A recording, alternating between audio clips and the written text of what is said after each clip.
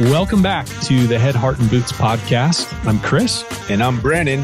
Join us as we wrestle with what it takes to transform ourselves and the businesses we lead. Oh, what'd you think? I don't know, it's kind of serious. Should we laugh? Bro, oh God, dude, you're killing me. The liver, you guys can't see this. Why does this bother you? I don't understand. Oh gosh, it's the gross. So we're in an airport. Let's see what day it was. Last week sometime, returning from a little road trip to meet up with a client and their team. And I'm like wore out. I'm pretty tired. I'm at the end of my week's gas limit. And dude offers me liver chips. And in a moment, I'm like, I'm hungry. I'm tired. I'm in an airport. Like, I'll take whatever it is that you're selling. Dude, I almost freaking threw up in the middle of the airport floor. That was the grossest crap that I've ever tasted in my life. The texture's disgusting, the smell's disgusting, and the flavor matched both the texture and the smell. How do you do it? Liver chips. It's so gross. I can't. Listen to me, man. Yeah, I don't know. It made me question our relationship. I'm not going to kid you. Listen, I'm just trying to take care of my body. Oh my gosh. And liver has lots of vitamins in it. And I don't like the way it tastes either. In fact, now I have some stuck in my teeth and I'm not enjoying it. Oh geez. I'm glad we don't sit any closer, man. You know what I'm afraid you're going to do? Uh-oh. I'm afraid that we're going to be here hanging out at Floodlight World headquarters, all 150 square feet, and you're going to nuke something for lunch and it's going to be a big old hunk of liver. You know, this reminds me of a story. When my freshman year of college, I had a roommate and I'd go to the cafeteria and I worked out. I got to know the ladies in the cafeteria, the cooks. And I said, hey, just every morning, could you make me a dozen hard-boiled eggs? I was trying to get I was working out, trying to get jacked. Yeah, I was trying to. Yeah. And so every morning I'd pick up a baggie and they would peel them for me. They were the sweetest old ladies. Yeah. They would say, here's your eggs for the day, Chris. And so I would proceed. Actually, no, they didn't peel them for me at first. And so I would take this thing and I would peel them in my dorm. I was the worst. I was the worst roommate, dude. I was such an asshole. I wasn't doing it on purpose, but it was pragmatic, right? I'm just eating my eggs throughout the day. Oh yeah. And I'm dropping the peel and usually like every other one, I'd throw the yolk in the basket. It's just too filling. I just want the protein. And it would smell like eggs in our room constantly. Let's be honest. It would smell and my like roommate, oh my gosh, my roommate, Scott, if you're listening, anyway, I'm sorry. You're like, I've matured. I was a terrible roommate. Oh, gosh, dude. So from that to now it's liver, man. It's a little more sophisticated. Dude, and I love you, but I have a feeling you probably weren't real super diligent getting that trash out on a regular basis either, were you? I'm totally diming you out. Oh my goodness. All right. Let's move on. Oh gosh, liver chips. All right. Okay, dude, where are we going? Keep going. Where are we going? I don't know. Today? Get us back on track here. Hurry up. I'm feeling spotlighted. Oh my goodness. Okay, man. So a few weeks back, we were talking about personnel. We were talking about people coming and going, some proper onboarding, some other things like that. But anyways, it made me start kind of thinking a little bit interviewing process. So not necessarily the specific questions. So if we might get into some examples, but we're not gonna give you necessarily majoring on process here. We're not gonna give you 15 questions to ask in your next interview. But I think it's more for our suggestion, our perspective on what we're looking for. And this is pretty universal. Like obviously there's some tasking, there's some competency levels that are specific for each role. But I think there are some general things, let's call them, that we're looking for when we're trying to hire someone. And so even if we don't necessarily present the specific questions to ask, I think our hope here is that we equip you with what you're looking for. Yeah, mindset. How to approach that interview. Exactly. And then that should help guide your search for, or the kinds of questions then that you're asking during the interview. So that's where we're gonna go today, and get off the topic of liver chips. Gross. Okay. Hey, don't listen. Don't hate it until you try it. Don't hate the game, and then it's fair for you to hate it. it's all for the vitamins and the protein. Come on, man. That's what it's about. Dude, give me a break. I can't. I'd rather take a multiple. All right. It's all for abs. it's all for abs. Okay, man. Where do we want to start on this? When again, we're trying to identify that prospect we're looking for. What is it that we're trying to identify? Where do you want to start? Well, in our last podcast episode, we talked about truth. It was one of the comments we made is like, what we're trying to do is we're trying to just get to the truth. We're trying to get to what is real about our business right now, or what is real about our prospects' experience with the restoration industry or the last damage event they had or whatever. What is the truth? Right. Yeah. That's essentially what we're trying to do with these interviews. Yeah. We're not witch hunting, like trying to get we kind of are, but we don't want it to feel though. It's not like we're trying to get them to say something that's gonna gotcha. Yeah, okay. Well, you're not the one, No, but it's like we just want to understand the truth about what their experience has been with other jobs, what their perspective is potentially coming onto our team. Mm-hmm. What are their normal attitudes and biases and preferences that potentially will create an advantage for us or be a positive addition to the team, or something we're going to need to manage or work around, or that could be a real unhealthy addition to the team. Like, we're just trying to understand the truth, as much of the truth as we can. Yeah. And the interviewee, their objective is in total opposition. Oftentimes they want the job. Mm-hmm. Right. And so our inclination, and all of us have been in the interviewee seat at some point, most of us in our life, we're tuned to put our best foot forward. Yeah. And we're tuned, even subconsciously, to gloss over or ignore the negative bits. Mm-hmm. We've been educated to leave out the bad stuff. And what we're trying to churn up is just a complete picture. Yeah. We're not trying to have gotcha moments. We're just trying, at the end of the interview, when we sit around and we talk with our other leaders, the people that are co-interviewing with us, we want to have a complete picture to look at together. Yeah. To be like, okay, well, I love this part. I'm a little concerned about this. How would we deal with this? How would we make this thing work that they said, or they don't like, or they're not good at? Like, is there a way for us to address that or not? Right. And to have a complete picture. Yeah. And so how do we go about that? I don't know. I mean, we were chit-chatting about some of those topics, I think. Yeah. And I think they're in and of themselves kind of questions, but at minimum, at least they're going to drive the kind of questions that you're asking. Yeah. Right. So I think one of the first things you and I were contemplating when it came to this was getting it out of the way of asking and identifying why they're even looking. Yeah. Right. Like, especially right now, I think there's a reality that all of us have probably been faced. Like, if somebody's knocking on your door, there's a chance that there's some broken baggage there. Yeah. There's some kind of performance issue. So again, we need to know what it is that they're looking for. Why are they even interested in talking to us about our business, about what we're doing? And I think this goes back, right, to this concept of pain and solution selling. Yeah, right. Like, before we start pitching all the things and asking all the questions about the specifics to the role and technical competencies and past experience, I think we need to identify if we've even got something of value for this individual. That's a great point. Right. Yeah. What are they looking for specifically? Yeah. And I think you're going to see a rhythm in this is specifically ask more questions, get beyond the generalized answers. Yes, the general answer, right? So let's find out from our prospect, why are they even interested in having the conversation? Which is funny, because when we were chatting about this, there's like, I have felt in the past butterflies in my stomach. I want to ask that question, but at times when you're hiring, this goes to like the desperation brain, concept that we talk about a lot.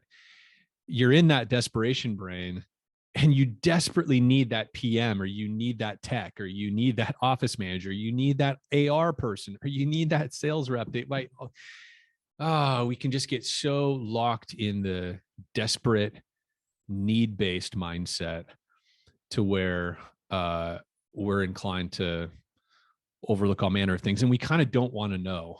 Yeah. Because for example, if they say, well, I'm just looking for more money, it's the last thing any of us wants to hear about the why, because then we know, and then we get overtaken by that, and we're like, okay, are we going to be able to afford this person? And then oftentimes we short circuit and we shortcut through the rest of the interview, knowing that money's the top thing, and it's like, well, so we're afraid to ask. Yeah. We're instead, we just hope they'll kind of mention it at some point in the thing, and we may never really know what's driving their desire for the job. Right. And there's a reality, right? Because we're kind of going to summarize like the profile, the most generic profile we can of what we're looking for, I think, by the end of the show. But this goes to that fact of, if we really kind of identify that this person, the only thing that's motivating their engagement or loyalty is just strictly another $1 an hour. Yeah. Well, then that's a flat. Like, we need to understand that, right? Now, I'm not saying you don't hire them because they're driven by money. Incredible. Yeah. But it may be exactly the right choice to have a money motivated person in that role, assuming there's values and there's principles that are attached to that. But yeah, no, but it's important, because I think even if we don't like the answer, it gives us more clarity. Absolutely. Right. It's the truth. It goes back to what you're saying. I know what I was going to say. I totally had a brain fart there. So I was trying to just fill words, fill space. No, so liver chips. Liver chips. It's supposed to be good for your brain. What's happening? No. So what I was going to say is, when we ask that question, sometimes money is the answer. Other times it's the culture. Yeah. And often people will give generalized answer. And this is where we kind of walk a little bit of a line, because I think most of us that have interviewed a lot of people, or that's part of our role, is you definitely don't want somebody that's bad mouthing their current company or most recent company. That's generally a red flag for all of us. If they're like complaining about their past boss, or there's this real complaining kind of posture that they take. But that's different than when we ask them, hey, why are we even here? Yeah. You work, like, maybe it's a competitor they're coming from that we even respect or we see as a really strong competitor. It's like, okay, you're with such and such. They're a worthy competitor of ours. Why are you coming to us? What's the deal? And if they say something about the culture, well, that could be a really legitimate driver, right? Yeah. Whether it's, it's the work environment. It's something about, there's never any rest. There's never any care for the employee. And like their lifestyle is way out of whack because of just whatever, the pressure or something that we want to hear all of that. Yeah.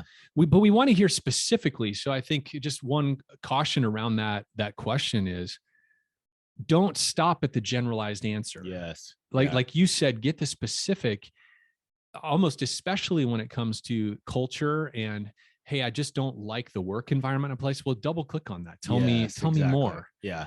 You have kind of a toxic relationship with your supervising manager. Well, what does that look like and sound like? Because, and here's where we get so sideways in a lot of ways in our industry, is people will tell us their first answer, and we make all kinds of assumptions about what they mean when they say, oh, it's a terrible culture. And of course, too, we know little bits and pieces about our competitors. And so our ego on the inside would be like, well, yeah, of course, of course it's a shitty place to work. We already knew that. Yeah. And our ego just fills in all the gaps. Well, the reality that I think most of us come to understand is that most of the time our competitors are no better or worse than us. They may have different struggles, but we're all in the same business. Yeah. It's a hard business. We all have things that we're struggling with. So it's really important for us to uncover what they mean by that, because frankly, they may have the same dang experience in our company. Totally true. If we're honest with ourselves. Yeah, no, as soon as you started talking about that, the first thing that came to my mind was that, like, I've had experiences in the past where someone didn't want the level of engagement and culture that we had built. Yeah. So my assumption, if I'm in that same shoes, okay, and I ask somebody and they say, yeah, I just hated the work environment. I thought the culture sucked.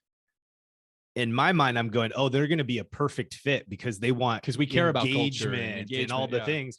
And we may find out they're just this very utilitarian in nature. They want to come 8 to 5. They do not want rah. They don't want to be a part of a larger mission. I don't need pats on my back. No, just let me do my work my way. I'm going to clock in, I'm going to clock out, and I'm going to go home. And look, if that's the culture you're creating and that makes sense, awesome, hire them. Yeah. But I think to your point is we need to know the specifics, because I would have launched into assumptions and been like, oh, sweet, I hire this person, and find out they don't want to do anything to engage our culture. They don't want to be at all. They want to be left alone. They just want to be left alone and siloed and all the things. And in the kind of company that I personally would be building, that would not be the right person on the bus. Yeah. So again, maybe it is for yours. We're not here to tell you what's right or wrong. Totally. It's just ask the right question, get in below the surface so that you don't fill in the gaps with your own assumptions. Yeah. Gosh, that's so funny. And I can remember a specific hire that not long after we brought him on the team, I realized this person wants nothing to do with counterparts in the company. Yeah. Like they want they could care less. Yeah. They want to come do this thing and go away. And for some of us, we go, oh, thank God. But it has its anyways. It all depends, right? Yeah. It all depends. Yeah. And it's about the truth. It's like, okay, what does that actually look like? Yeah. Because some people that just want to do their work, they may mean, I just don't like drama. I like to stay out of it. I don't like to get in the middle. Well, that's great. Yeah. That fits. Yeah, exactly. But if you don't want to come to the happy hour at the end of the day, the barbecue we're having at the shop, you don't care, like you don't want to be connected to your other fellow employees, you don't want to talk to anybody. Okay, well, that's the problem. Yeah, at least for us, for us, what we would be building. Exactly. Right. But one shoe kind of scenario. Yeah. All right. So I think another layer to that then is diving into what they want. So it's not enough to start with or stop with, what is it that why are you here? Why are you talking to us? And this probably goes to what you're talking about. It's just digging in deeper, and we start identifying specifically what they want. What are they looking for? Yeah. And some of these kinds of categories that we're talking about here are, 1 to 3 year goals. Yeah. In 12 months on a new team, whether it be us or Jim shop down the street or Lucy's shop, whatever. What do you want to see happen in that first year? And give them an opportunity to unpack. And as they're giving you answers, it's the whole, tell me more about that.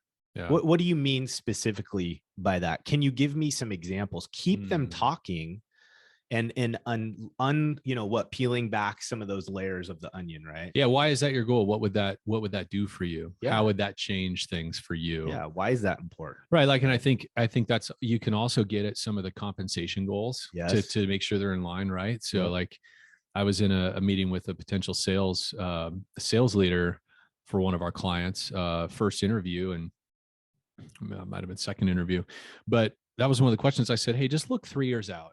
Because that's a time frame that most people can relate to. It's like you start to get out 5 years. It's like, holy cow, everything changes in 5 years. I'll be 90 by then. Yeah, I'll have grandkids by that point. No, 3 years out, what do you want your role to look like? Yeah, like what kind of role do you want to be in? What sort of income range, and what is that income doing for you? Yeah, what sort of what do you? Is there a title that comes to your mind? A certain type of role where you want to get to, or is it and have them paint a picture. Yeah. And like you say, keep kind of double clicking on it to get clarity. Well, okay. What does that income range do for you? Yeah. Okay, dude, I'm feeling an overwhelming, the HR bug just fired off in the back of my head. So I'm going to throw a disclaimer in here.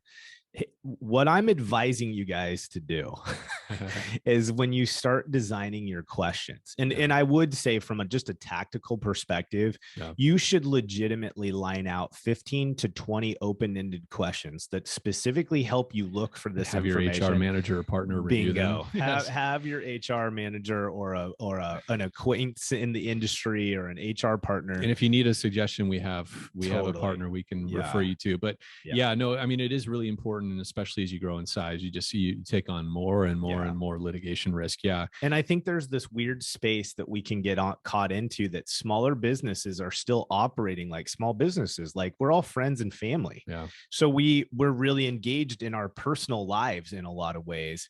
And I think what a lot of HR folks, HR professionals are going to warn us about is, hey, watch crossing that line in our questions and what we're asking, because there are things that are significantly off limits that could get you in trouble. So again, we are not HR professionals, so please verify your questions against a pro that can help protect you. So it's true. All right. So another couple items, these subcategories that I feel like fall into this is like levels of support. You actually have a really perfect example that we just witnessed just this week, right? Yeah. So this is something that's really important to take into account, because those of you, there's a broad spectrum of people that listen to the show, and some of you are working in really large scale environments, like the First Sunsites, the ATIs, the Blue Skies, these really large networks of companies. And then many of you are working with 3 or 4 other people in the company, or 10 or 15 or 20, and you're in a smaller business.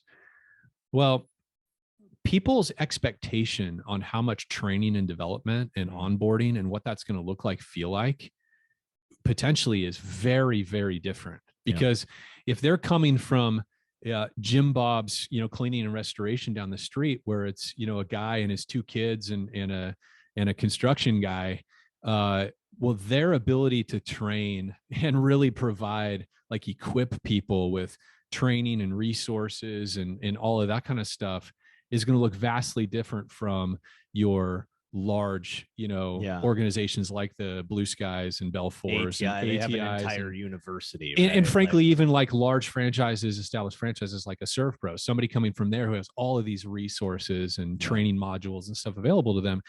And so it's important that we understand what people's needs are, or their expectations.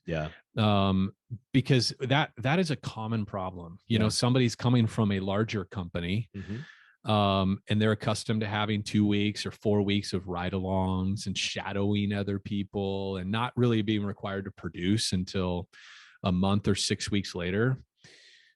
And you may not have that environment available. And it's not right or wrong. It's not right or wrong. It's just it's what is real. Like, what is real? What can I provide? And so we have a client recently that's expanding, but they have limited resources at their branch for training and doing those ride-alongs and job shadows and all that kind of stuff. Location. And so so this person came in and was expecting a lot of hand-holding, and that just isn't in the cards. They don't have the scale to provide a ton of hand holding to somebody new. And if we can tease that out ahead of time, then we know, this person might otherwise be a really great fit.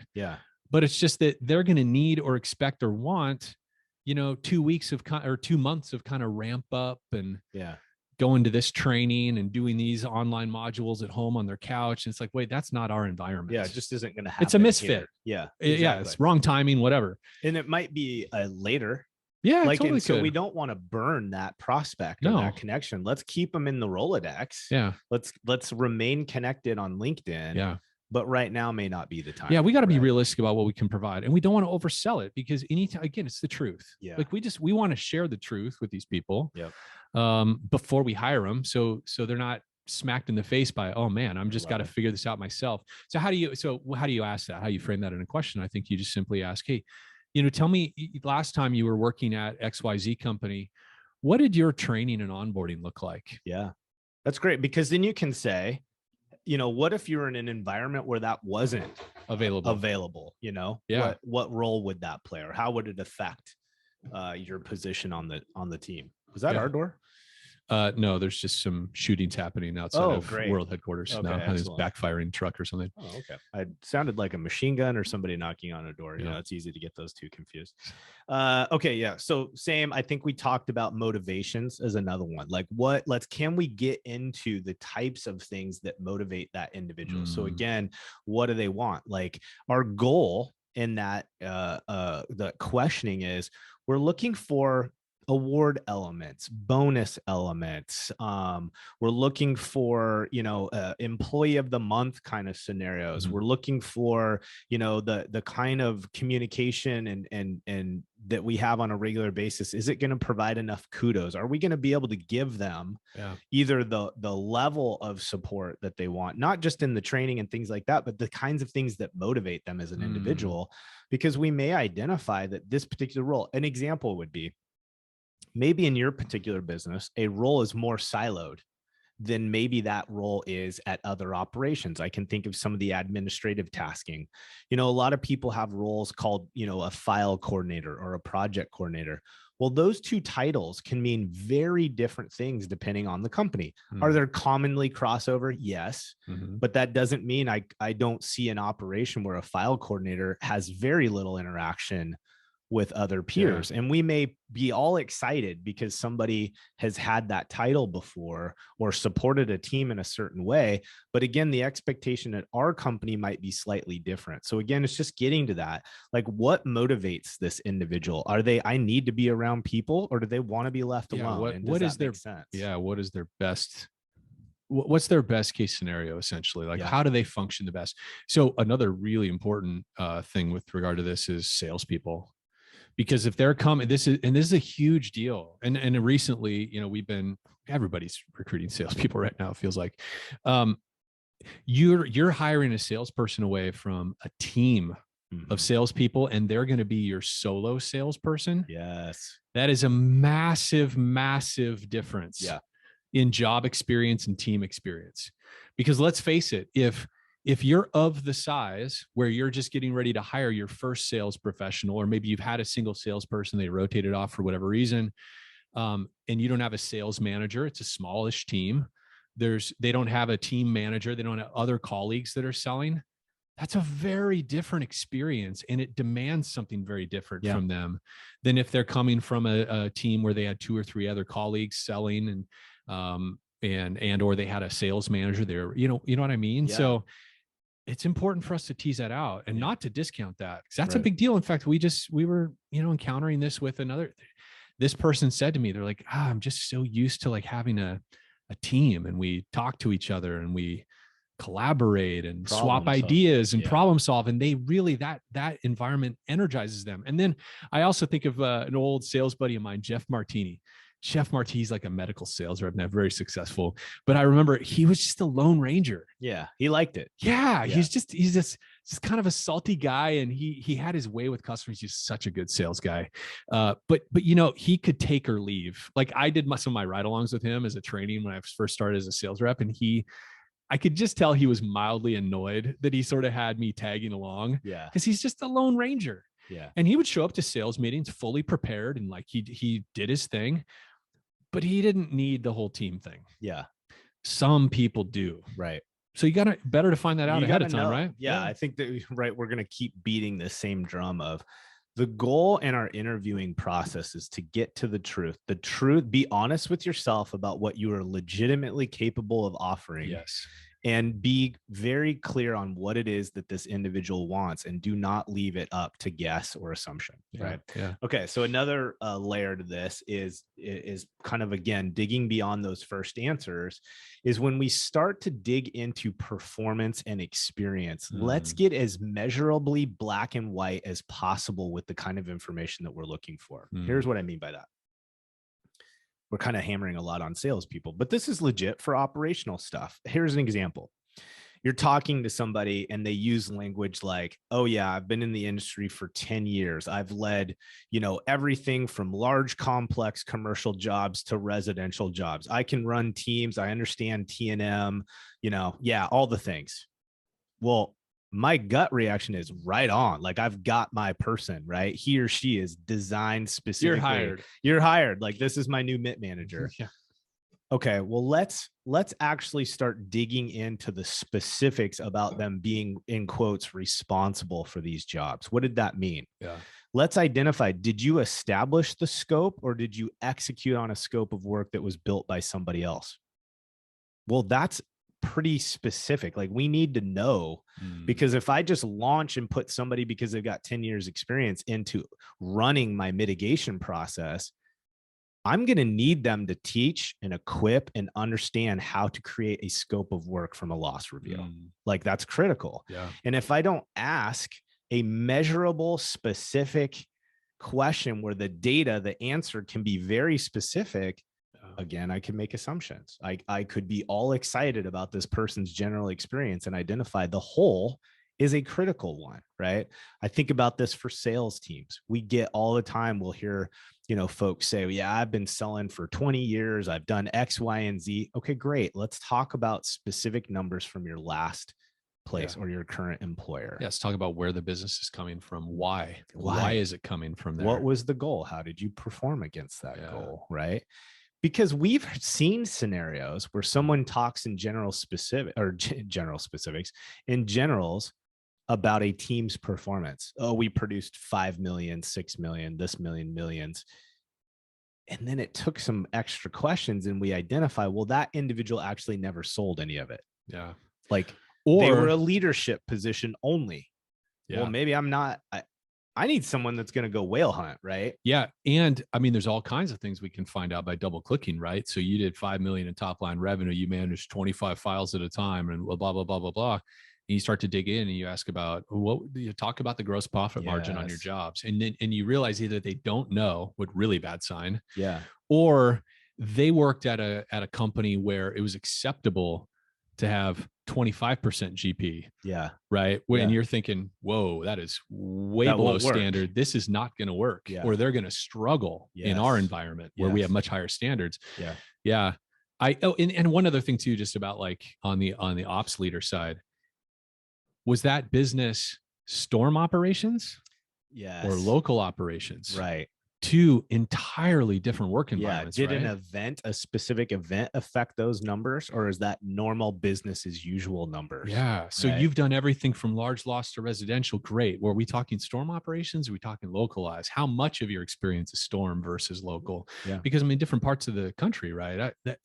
It is a major component of people's revenue. Oh yeah. And it's not completely different, but it's a very different. It's a different operating monster. system. Yeah. Yeah. No, I agree. I think again, it's like the whole point of this is when you hear a first response and your excitement bell starts firing off. Actually, I'm going to actually say this for both, because I've been in interviewing scenarios where I have shut off and already disconnected because some answer was given that I've already written the person off, and I've been with good leaders and they continue to press and they were right.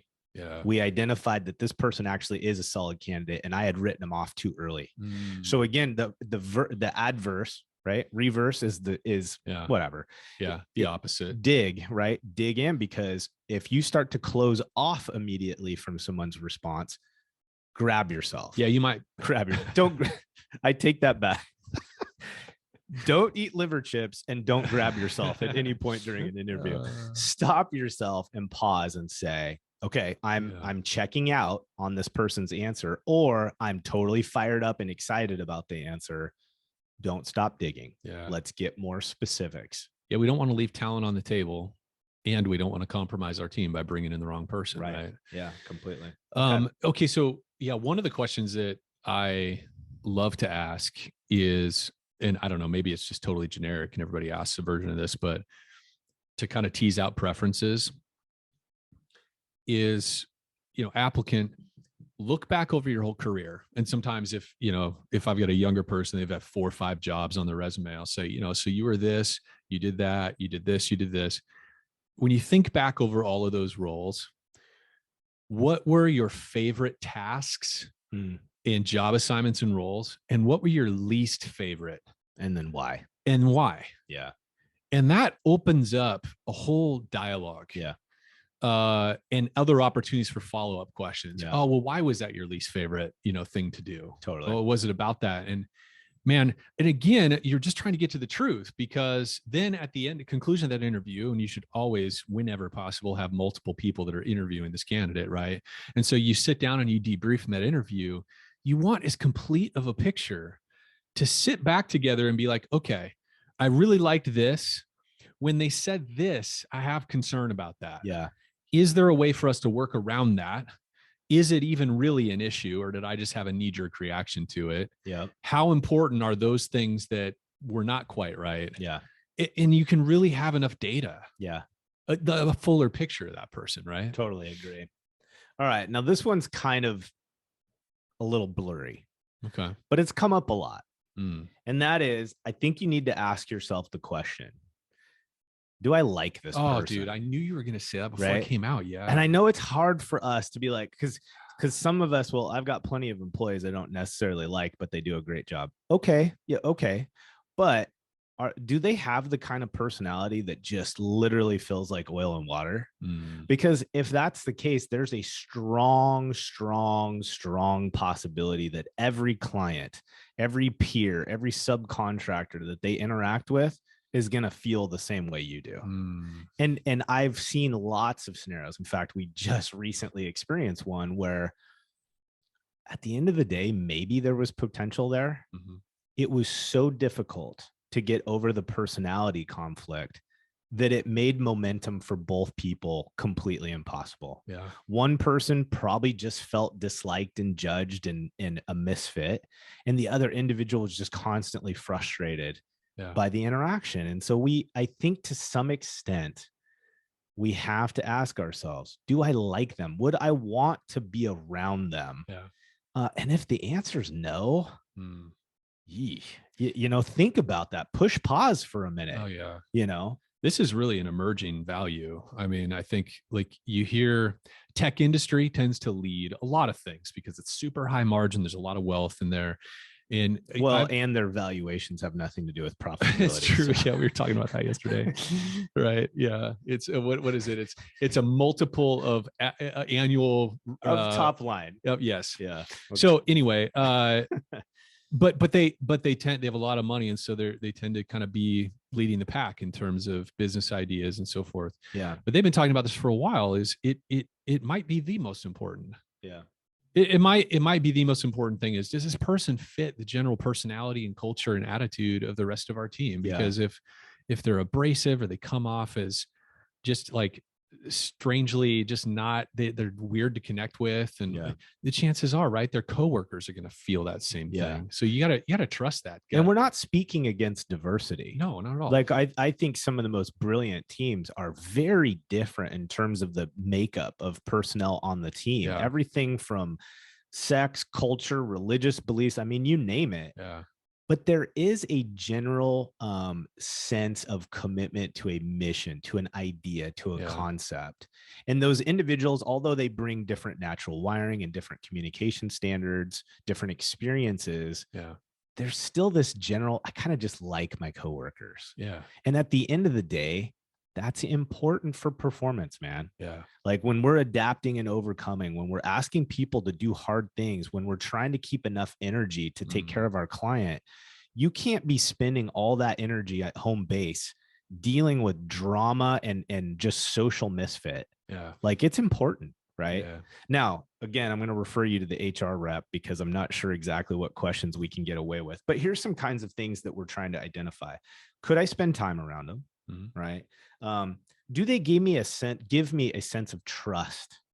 Right. Do they give me a sense of confidence? How would I feel about this? How would my wife feel with this person coming into the home and them interacting with my wife, my spouse, my kids? Right. Place yourself in the shoes of your referral partners or a client.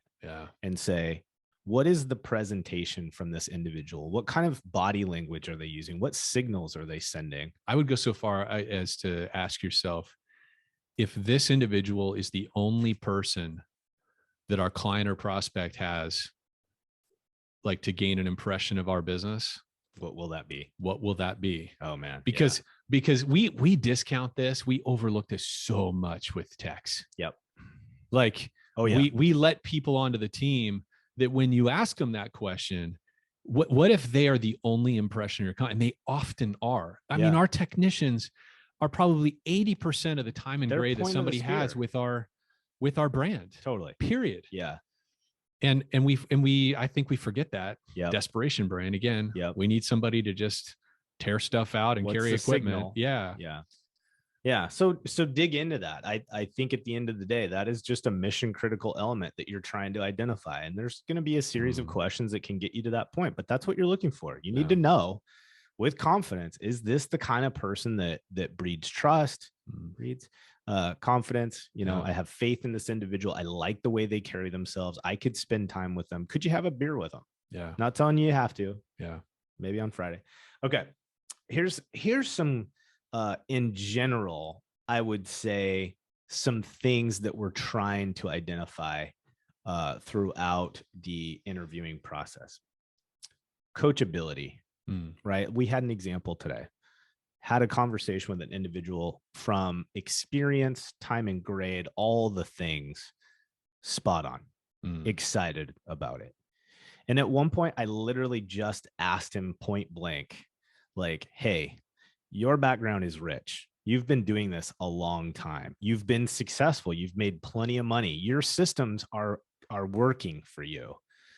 There's a strong chance when you come onto this team, because of the dynamics and because of goals and where it's going, it's going to ask of you to make adaptations to that. You're going to learn new systems and new processes. What's your perspective on that? How's that affect you when I say that, right? We're looking for coachability, right? If we start hearing things like, well, we hear generic responses like, yeah, I mean, whatever works best is fine with me.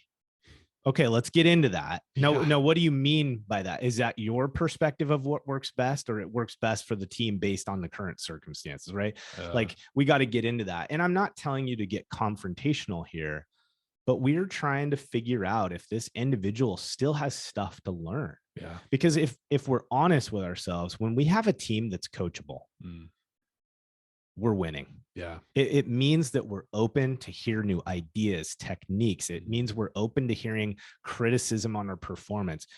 Being coachable is probably one of the most brilliant superpowers that someone can possess, because it just, I mean, there's so many things in regards to their ego and you know, how they feel about themselves and their performance, blase. So we got to find that out. We got to identify if this person still believes they've got things to learn, right? Yeah. Oh, for sure. Drama, like the way that people interact with drama. These can be difficult questions to ask, but essentially what we're looking for is set up a scenario and ask them how they would respond to that kind of scenario. Right. And I think there's perfect positions here to like identify some conflict management capacity. You could say, hey, this thing happens, and you set up a stage where somebody comes to you and complains about XYZ. What would you do if you were in that position? Right. And here's some things I would encourage you that you're looking for. Direct to the individual that harmed them, caused them pain, caused them grievance, action. Yeah. Well, actually, you know what I would probably do is I'd probably meet with that individual and just tell them, hey, this is kind of what I experienced in that situation. Just wanted to let you know, I'm, blah, blah, blah. Awesome. Right. If you hear, I just ignore that and move on because I can't give a crap about someone's opinion. Yeah. Red flag. Big time. Right. So we can ask questions. You can set scenarios and ask somebody how they would respond to that. And then based on their answer, try to dig in a little deeper. But what we're looking for in those kinds of scenarios is conflict management skills. We're looking for drama. We're looking for, maturity. Yeah. Right. Yeah. And there's a reality that when we're hiring young people, we talked about this a couple of weeks ago, that we may have some work to do as a leader to help coach them through soft skills because they're young. Yeah. Right. They're new to the workforce. That's okay as long as you know it going in. And so one of the things that you could do with that is set the stage with that. Hey, wanted to just give you an idea of how we run conflict management here at XYZ company. We use the story in my head tool. Here's what it is. Have you ever heard of something like that? And again, we're looking, what is their body posturing when you're saying stuff? Like a lot of our employees have found that pretty uncomfortable when we first started it. Yeah. Oh man, I totally, right? Like we're engaging the conversation, but here's the point of the outcome. You either need to identify that this person is mature enough to hold a role on your team, or you identify what pieces are missing because of a lack of life experience. And do you have the capacity to help invest in that and coach through that? Because if the answer is no, don't hire him. If the answer is yes, well, then you may have a prospect on your hands, right? What do we say to the person listening that said, gosh dang, for the last 6 months, we've been trying to fill 3-4 roles. And we just like, if we held this standard that you're talking about, we wouldn't have the people we need. I think you really need to analyze the performance that you're getting. And again, I think we looked at this. We talked about this a couple episodes ago. If your top line's banging because you've got all this production capacity with a half-ass team, what is it doing with your margin?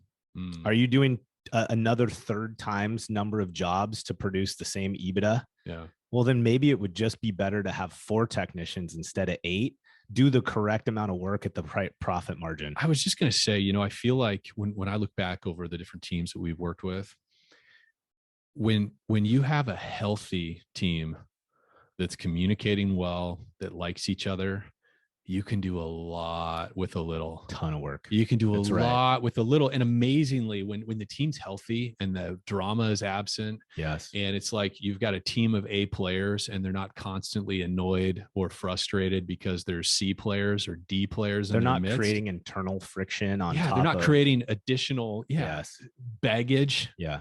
And making the lift heavier. Yep. The small teams can accomplish a lot. Yeah. A lot. Dude, one of the things that reminds me of, we actually used to do this as part of our orientation, is I would do a section that just basically described the relationship that elite operating military teams have with one another. Right. And it's this idea that it speaks exactly to what you're talking about. If and a lot of you may not have any experience with or exposure to it, but if we think about some of the missions that let's say, for instance, a special forces team happens on a deployment, they're responsible for massive environments, massive areas of operations with a very small group of people, because they're so talented, they're so gifted, they're so loyal, they're so engaged that they're able to maximize their competency and use the resources at hand to get a lot done with a little. Yeah. Right. And I think that we just need to realize that it's true. When teams are firing on all cylinders, they're engaged, they believe in each other, they trust each other. We don't have drama. It's amazing when 2 people are back to back what they can deal with. Oh yeah. Right. Yeah. But when people are infighting and there's drag and friction internally, then you need 2 times the workforce to get anything done. Right. Yeah. No, I think that's a great question, dude. I think that's, that was fun.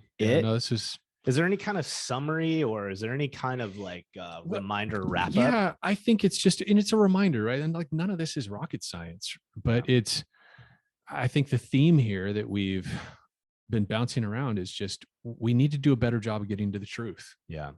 Like the truth is what we're after. Yeah. The higher is secondary to getting at the truth. Yeah. Whereas I think a lot of times we fall in the trap because of desperation brain, and all of us have some version of it right now, because our industry, the work keeps, coming in, and the workers aren't coming in quite as fast as the work. And so the desperation brain takes over and we compromise on the truth. Yeah. We get pieces of the truth. We get some of the truth.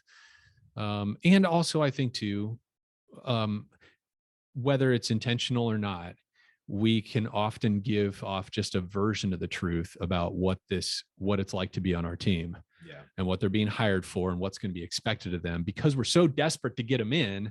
We hold back some of the truth. That's the ugly details of what it's actually like to work here.